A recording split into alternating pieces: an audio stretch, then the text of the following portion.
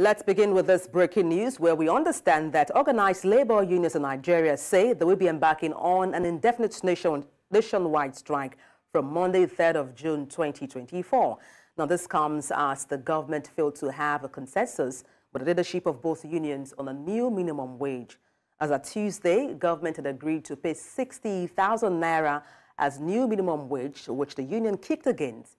The union met with the government today to agree on a new minimum wage, but ended in futility as government did not show up. Only the Minister of State for Labor and Employment showed up.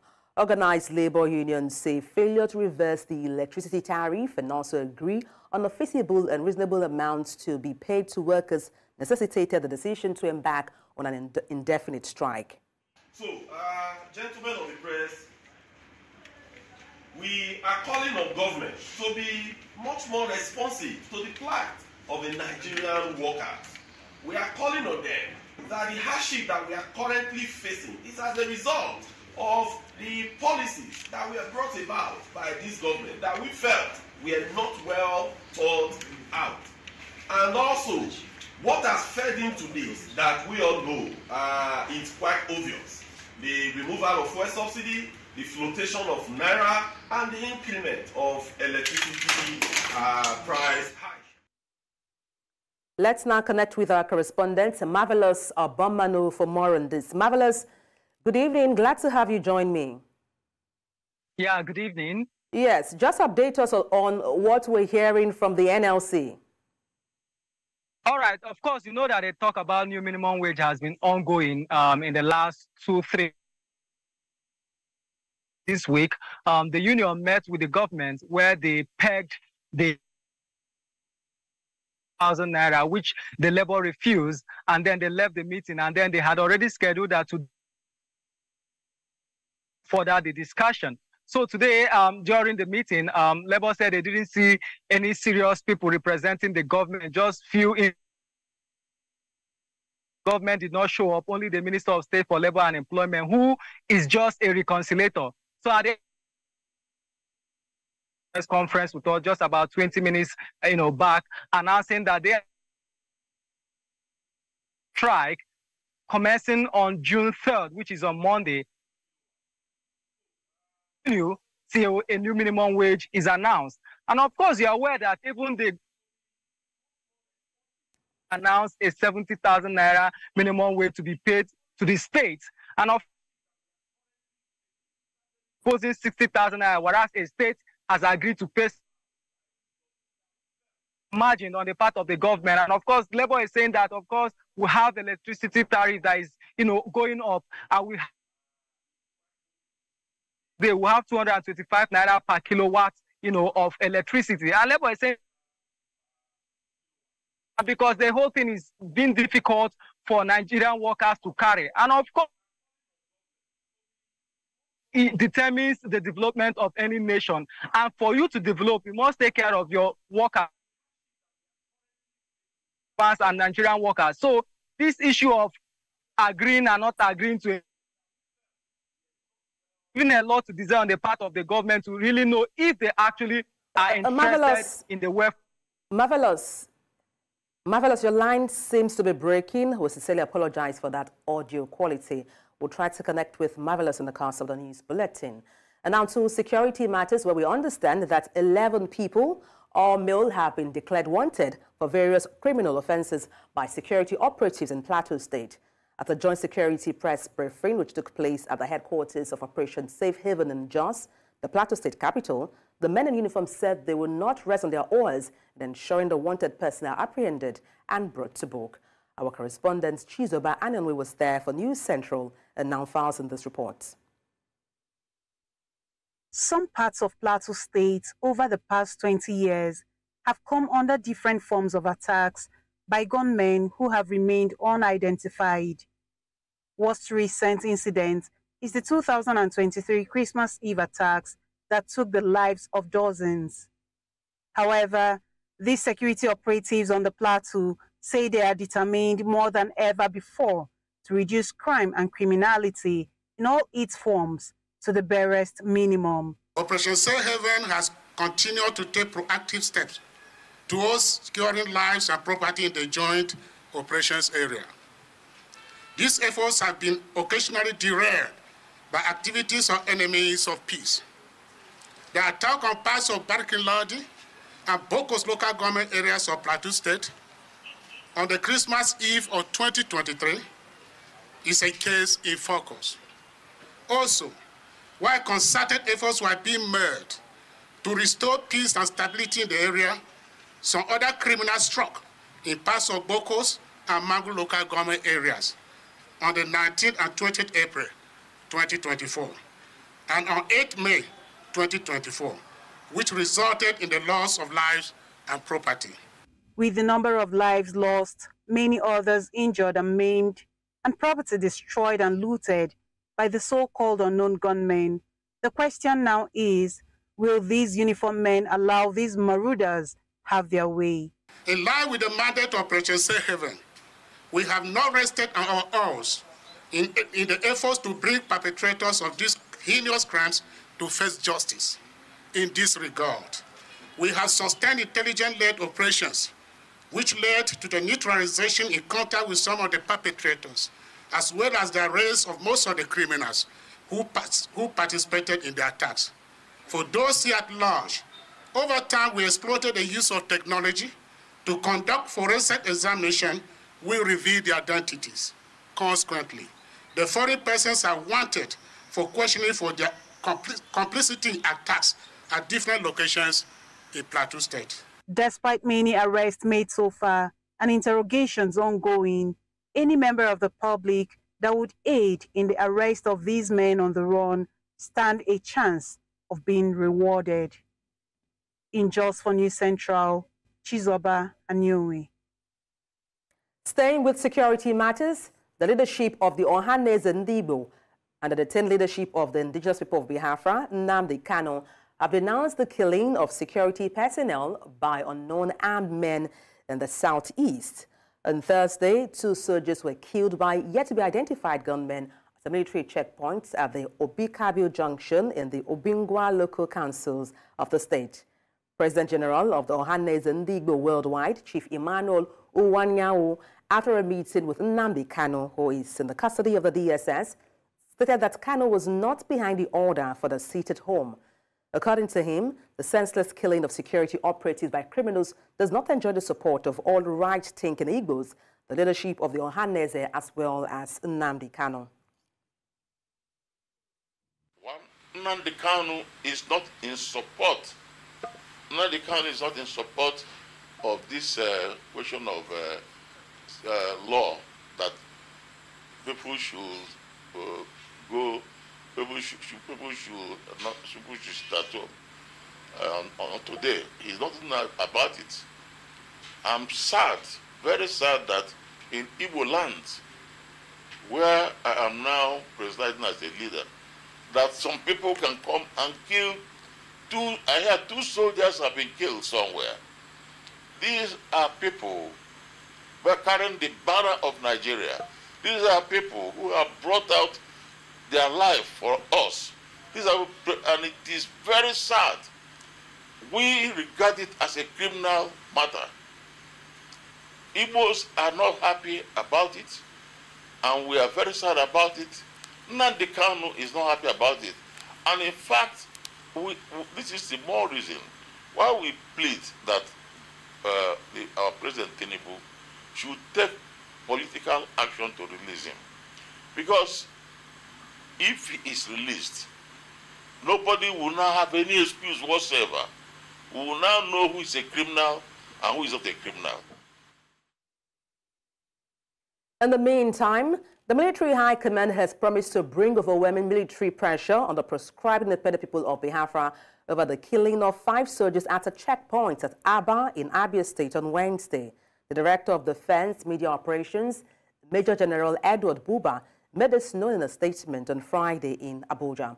Buba said the military would be fierce in its response to the dastardly act and would bring overwhelming military pressure on the group to ensure their total defeat. He said the troops of Operation Uruka deployed at Obakabio Junction checkpoint in Obingwa local government areas adjoining Aba Metropolis in Abia were attacked and sadly killed by terrorists of IPOB. He said the terrorists, who were in 3 tinted Prado Toyota SUVs and others from built-up areas surrounding the checkpoint, sprang a surprise attack on the checkpoint.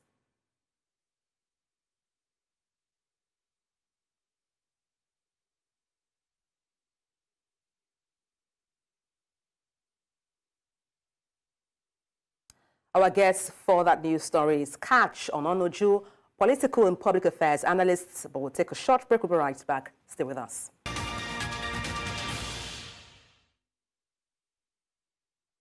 Thank you for staying tuned. And to talk about the killings of soldiers in Abia State, I'm joined live by Catch Ononoju, a political and public affairs analyst. Good evening. Glad to have you join me. Thank you very much for having me. First, let me get your thoughts on the killings in Abia State. First and foremost, I condemn this. I learned about it yesterday when Senator Barabé called me on the phone and talked about it and how very, very sad leaders are in Abia, and he was in Abia in regards to this. I condemn it vehemently. Nobody should kill our soldiers who are giving their lives for the protection of our country. That's one. Two, we need to properly investigate, interrogate who did it and for reasons why. I do not believe the stories I've had pointing people when you were not there, when you did not see who did it. You just now making statements and putting it in a particular group. No, let's interrogate to find out who did it. But of course, as a leader in the country and in the Southeast, I condemn it, but I insist that we investigate properly before we start throwing blames. Let it not be a strategy for people to come to Abia and undermine the sterling works that we've seen Governor Alex Oti embark upon. Let it not be that. We know there are a lot of very, very bad groups all scattered across the country. And we know also there are incidences of false flag operations. So let us interrogate first to find out who truly did the killing. If people simply make charges and make accusations, what evidence do they have? What fact do they have to pin it on any particular group? Let's not make that mistake. Yes, just to butt in there, apologies to butt in there. Now, Ohanaeze Ndigbo has denounced the killings, dissociating it with Nnamdi Kano. How do you think the Nigerian government will respond to this announcement, and also impact, what impact will these have on their handling of the situation with Nnamdi Kano and IPOB, of course? Ohanaeze Ndigbo were right to condemn the killing, and Nnamdi Kano, yes, Ohanaeze is working very assiduously to make the government treat him the same way they've treated Bello Bodejo. Bello Bodejo's offense was organizing an ethnic militia in Nasarawa State, which he intended to use to march on Benue State. Nnamdi Kano's own offense is also organizing the ethnic militia, ESN. So if the government has withdrawn the terrorism charges against Bello Bodejo, I think they should also withdraw the terrorism charges against Nnamdi Kano. That's why I say, let it not be that there are false flag operations and people are simply hiding behind different masks to perpetrate this killing of soldiers in the Southeast as a way to undermine the current push by Ohanaeze and other well-meaning people to gain the release of Nnamdi Kano. As I said earlier, Bello Bodejo was charged for terrorism because he organized an ethnic militia, the Fulani militia in Nasarawa, which he intended to use to march on Benue State.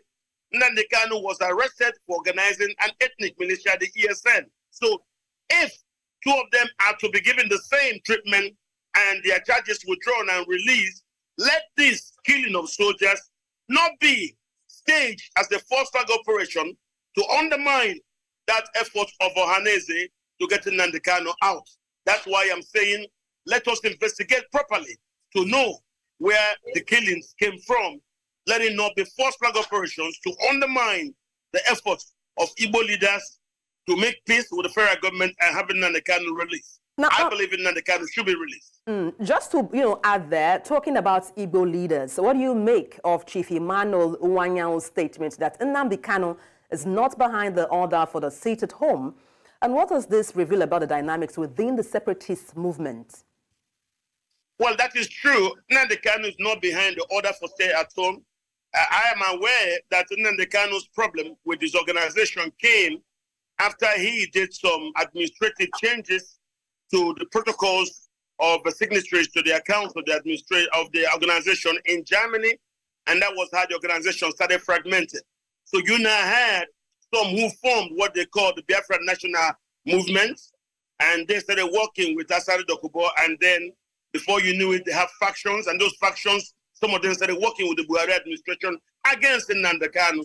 So it is not everybody of the over 34 different associations who bear Biafran organizations that are under Nnamdi Kanu. There are some of them who are fifth columnists, who are working for the state, and who will do anything to make sure Nnamdi Kanu does not get released. So that's why I say, let us investigate properly who it is that may be killing the soldiers. They may be doing it as a way to forestall any progress towards the release of Nnamdi Kanu. So it may not be anything to do with Nnamdi Kanu, or even to do with the original IPOB that has brought down about the death of these soldiers. That's why I say, let us investigate properly. Don't forget, soldiers have come into severe danger across the country. Let it not be, and this is why I suspect there might be people behind the killings who are doing this to forestall the progress being made by the Chifiwane Liwanyangu-led Igbo Leaders Organization called Ohaneze, of which I am a member of its Elders Council. Mr. Ononuju, I condemn these killings, and I urge proper interrogation and investigation before we go public to make pronouncements as to who did it or who didn't do it. Mr. Ononuju, thank you so much for your insight on the news. I wish we had more time to talk about this, but thank you so much for your time on the news. Catch Ononuju, political analyst. Thank you once again. Thank you for having me. The death toll from the May 15 bombing of a mosque at Garden Village, Gezawa local government area of Kano State, has risen to 21. This comes after 4 more victims of the incident died, raising the figure to 21 from 17 reported last week, Tuesday, May 21st. The chairman of Friends of the Hospital, Alhaji Baturi Abdulaziz, reviewed the latest development on Thursday. A total of 25 early morning worshippers were injured in the mosque bombing attack. While 1 person died on the date of the incident, 20 have died at the Muhammad Specialist Hospital in Kano, where they had been receiving treatment, living only for surviving. A 38-year-old man, Shafiu Bakar, had attacked the mosque with a locally fabricated bomb, injuring many.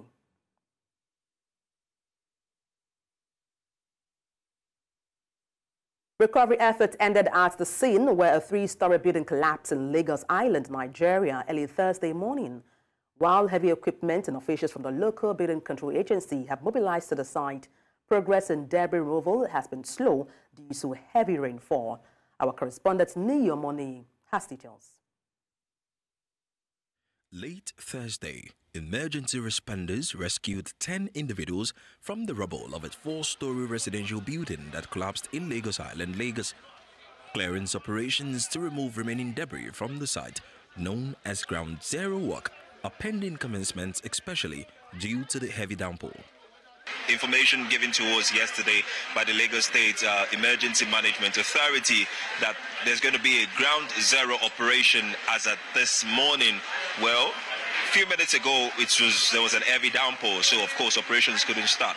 But as we can see, there are few members of the Lagos State Building Control Agency trickling in, and of course trying to check their equipment. I want to believe that the ground zero operation will begin shortly. Eyewitness accounts corroborate the reported number of rescued victims, as emergency management authorities have not extracted any additional persons following search and rescue efforts. Attention has now turned to a neighboring 4-story building directly across from the collapsed structure. Occupants were observed rapidly evacuating their belongings as local stakeholders intend to deconstruct the building, which authorities had previously deemed unsafe. Speaking off the record, stakeholders mentioned the affected building had been issued a vacate order 6 months prior. Occupants are only authorized to retrieve items they own, not any fixtures already installed. Actually, that place is so controversial that to the extent that they were supposed to renovate that place about 2 years ago. But the developer came on with another idea that we should pay him for two years. I'm one of the occupants on that particular one. All my goods, everything in that shop, I have not removed any pin out of that place. So then the one on my left and the one on my right, every tenant there is packing away. That's what we're doing this morning. As of the time of filing this report, ground zero clearance is yet to begin. However, evacuation equipment and assessment personnel from the Lagos State Building Control Agency are standing by. Further demolitions of additional structures may occur based on the agency's evaluation, including a building currently undergoing renovations behind the fallen building. In Lagos for News Central, Ni Omoni. To politics, where Rivers State Governor Timnalaye Fubara has cancelled the 10,000 jobs in the state civil service approved by his predecessor, Nyesom Wike, saying a fresh recruitment process would be carried out. Before leaving office, the former governor approved the immediate employment of significant number of youths to fill existing vacancies in the state workforce, effective immediately. However, Fubara, during an interactive session with stakeholders in Port Harcourt on Friday, said he cancelled the recruitment because the process was flawed and compromised by those entrusted to handle it.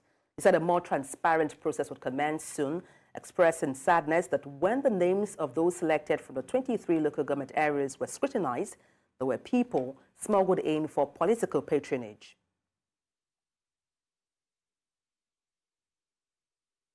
Away from that, Nigeria is set to increase its daily crude oil output by 480,000 barrels as the Nigerian National Petroleum Company Limited, NNPCL, and ExxonMobil have taken steps to resolve these agreements surrounding the sale of ExxonMobil's asset to Seplat Energy.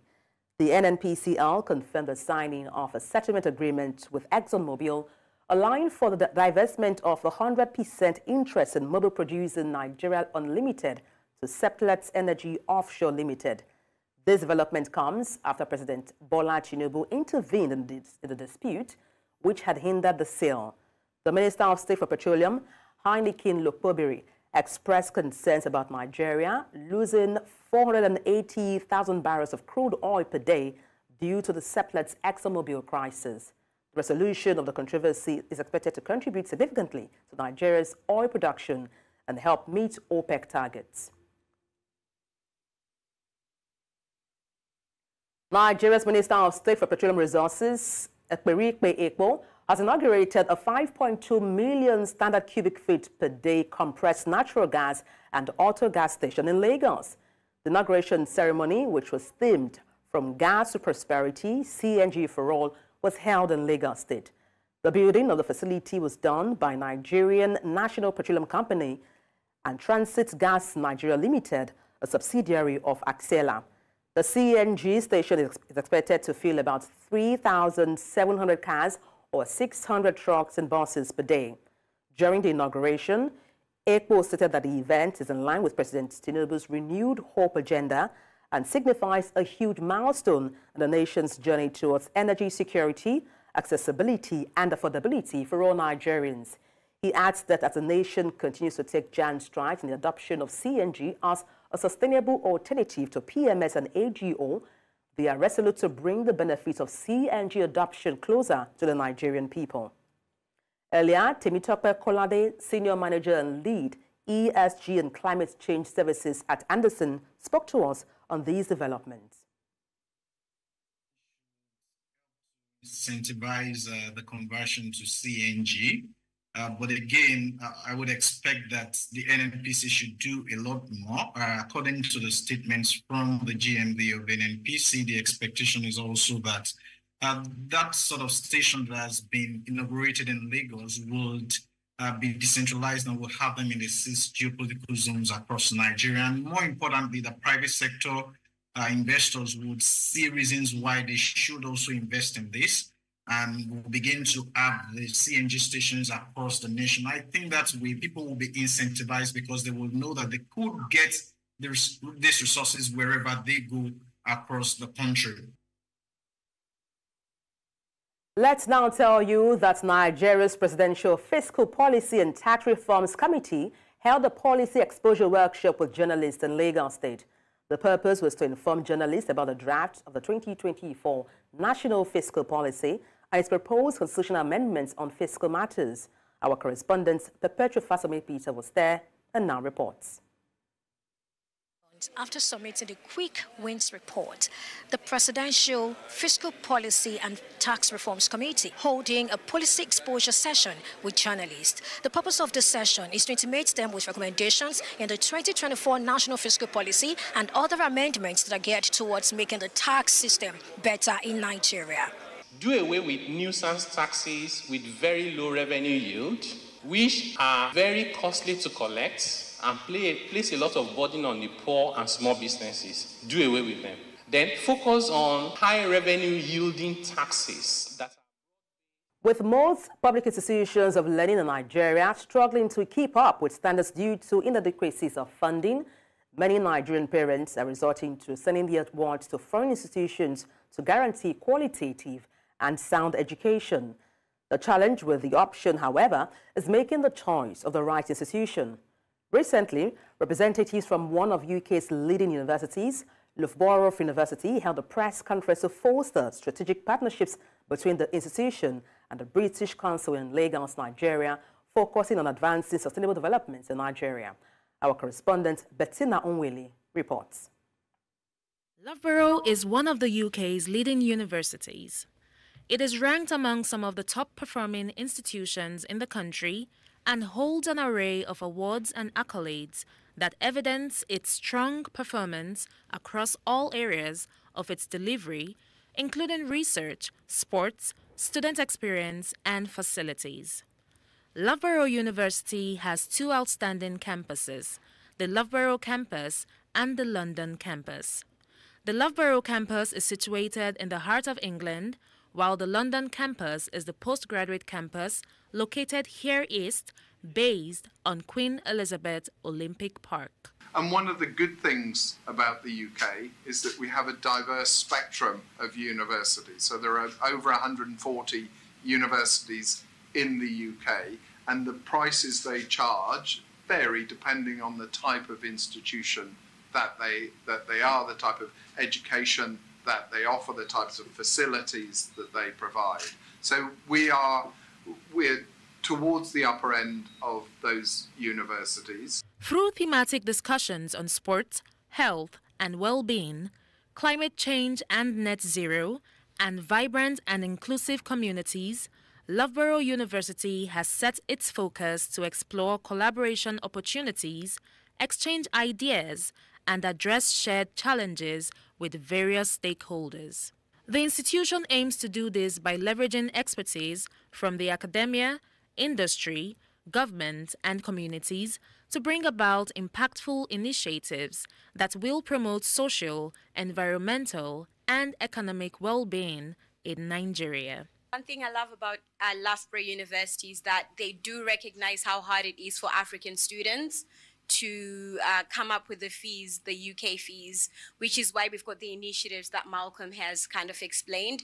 So one of the ways we also try and make it easier for students to make payments is by having payment installments. So we're not asking students to pay 100% of the fees before they start, which I know quite a lot of universities do in the UK.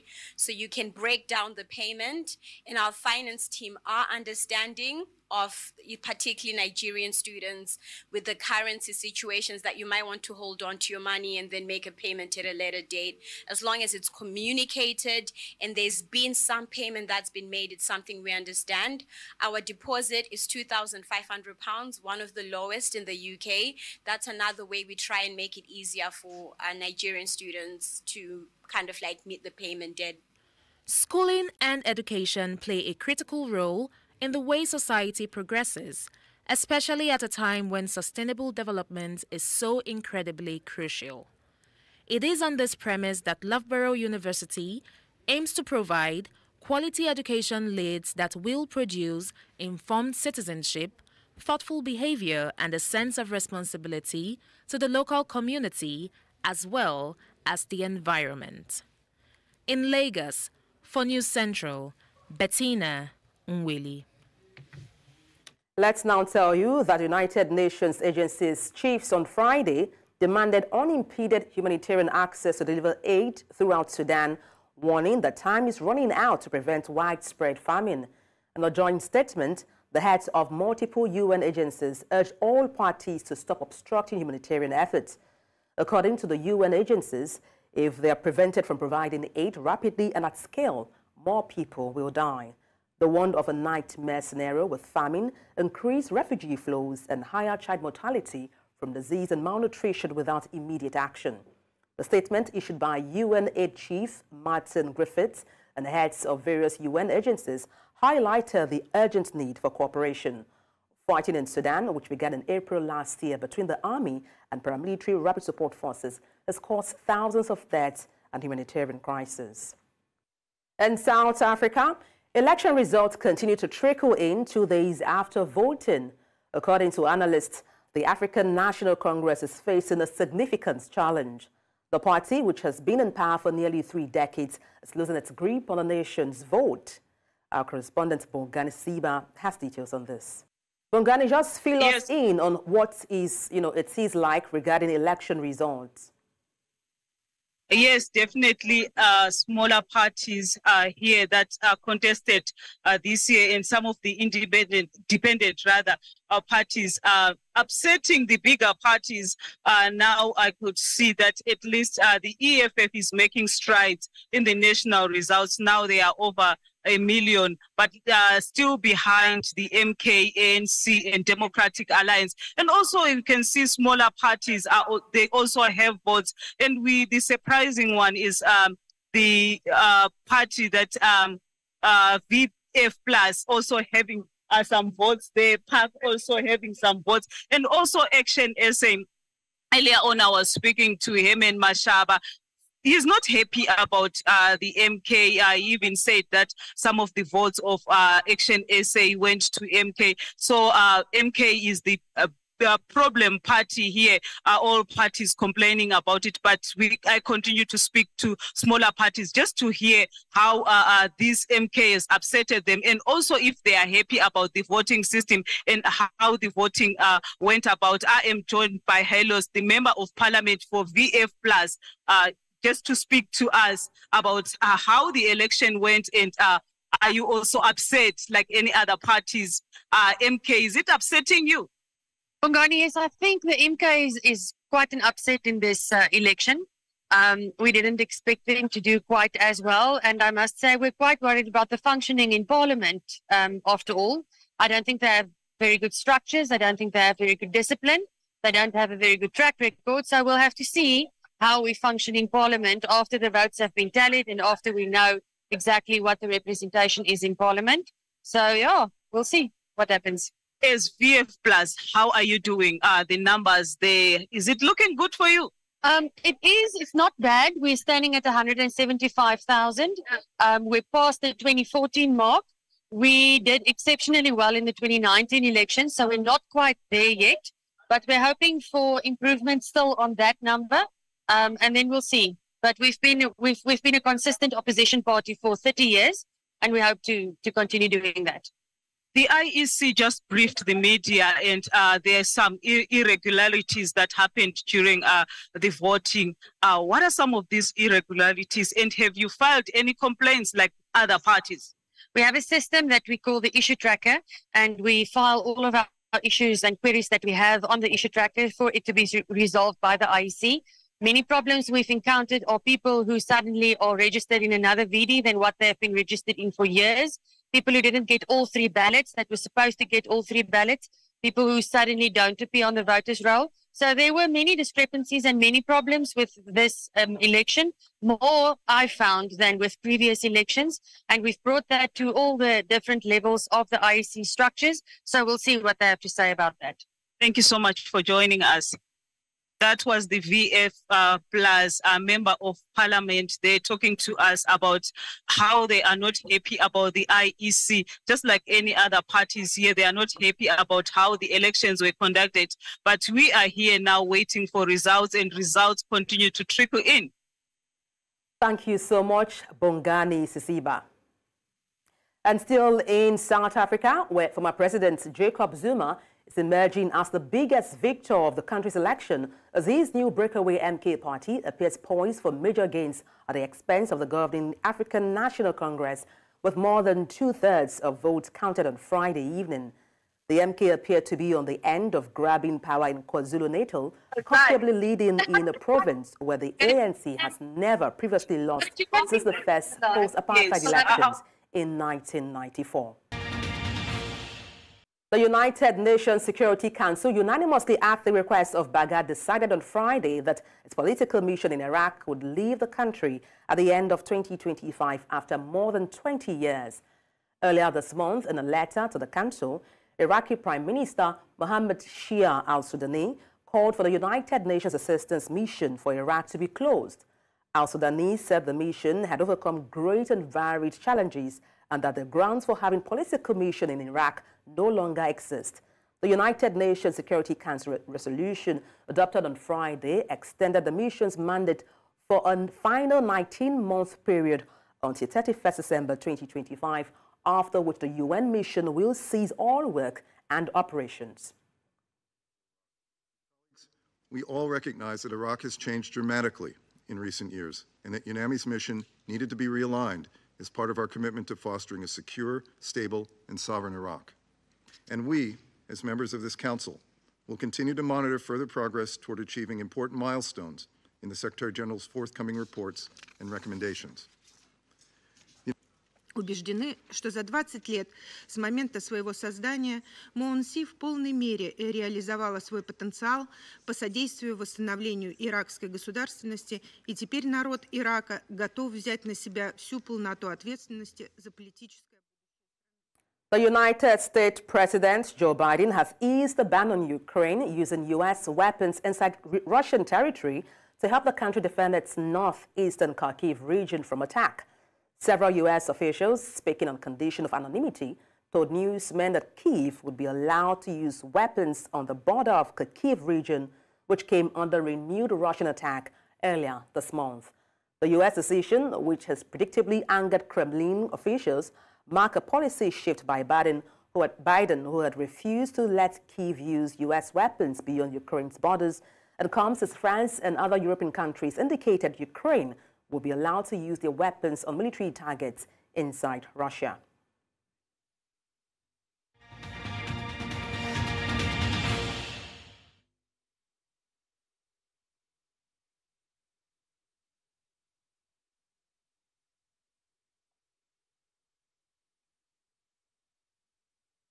And on to sports stories. Nigeria's women's under-20 team, the Falconets, will know their group opponents for the 2025 FIFA Women's World Cup next Wednesday. Falconets are one of the teams that participated in every edition of the competition since its inception. The draw for the FIFA Under-20 Women's World Cup will be held in Bogota, Colombia on Wednesday, June 15th, 2024. The 25 qualified teams will be divided into 6 groups of 4 teams each for the final competition. At the end of the African qualifiers, Falconets secured a place in the tournament alongside Ghana, Cameroon and Morocco. The FIFA Under-20 Women's World Cup will kick off in Colombia from Saturday, August 31st to Sunday, September 22nd, 2024.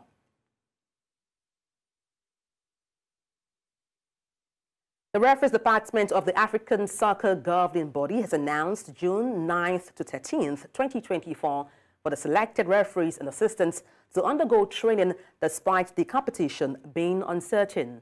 CAF Executive Patrice Motsepe is yet to give a green light on whether the 2024 Women's African Cup of Nations will still take place this year. The update comes from CAF headquarters in Cairo, Egypt, suggests that 49 referees and assistants, including VAR, have been invited to undergo compulsory training for the competition. The UEFA Champions League trophy arrives in London ahead of the Champions League final at Wembley on Saturday. UEFA Ambassador John Obi Mikel brought out the trophy in an opening ceremony held at Trafalgar Square in central London. Sadiq Khan, Mayor of London, also present at the ceremony, is excited about the Champions League is back in London after 11 years. I'm so excited that Champions League is back in London after 11 years, and we've got two great teams.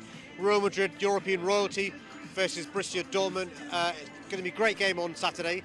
It's really important because we know that there are more than 450 million fans across the globe who will be watching this game in 200 countries. It's great for our city. There are tens of thousands of Madrid and Borussia Dortmund fans here in London. Many of them will be inside the stadium on Saturday. We've got the FA, UEFA, the Council, Wembley Stadium, the police. They've all learned the lessons from the Men's Euros final. We know what happened on that day was unacceptable outside the stadium and in central London. And that's all on the news. But before we go, let's take a look again at some of the major stories. Nigeria's organized labor to embark on indefinite strike from June 3rd over minimum wage disputes. Nigeria's military declares 11 persons wanted over Plateau killings. Our citizens await results of the South African national election. Zuma's MK party emerges the big winner in polls. Send your eyewitness report to the WhatsApp number on the screen and follow us on social media. We are at News Central TV. You can watch us live on DSTV, channel 422, Star Times, channel 274, Avo TV, and YouTube. Many thanks for watching. I am Adebola Adeduba.